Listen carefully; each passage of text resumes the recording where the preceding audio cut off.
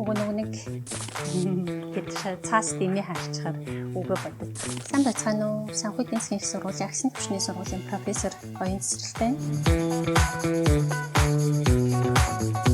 Манай сургуулиас санал болгож байгаа CFA магистрийн хөтөлбөрийн хувьд хөрөнгө оруулалтаар мэргэшиж байгаа мэргэшихийг хүсэж байгаа элсэгчдэд зориулж олон улсын шалгалт CFA-ийн шалгалтанд бэлдэнгээ мастрын зэрэг авах энэ боломжийг олгож байгаа онцлог хөтөлбөр байгаа. Манай хөтөлбөрийн хувьд CFA-ийн нийгэмлэгээс Монголд анх удаа сургалтын хөтөлбөр нь бүлээн зөвшөөрөгдсөн хөтөлбөр болсон байгаа.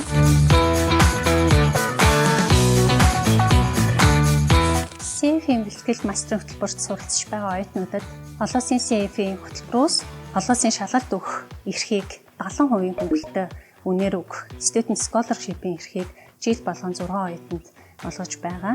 За энүүгээрээ манай хөтөлбөрийн давуу тал байгаа. Сүүлийн хэсгийн цамцаа өмсөж байгааг хэлчихсэн. Та бүхнийг манай CFA-ийн бэлтгэл магистрийн хөтөлбөрт суралцахыг урьж байна.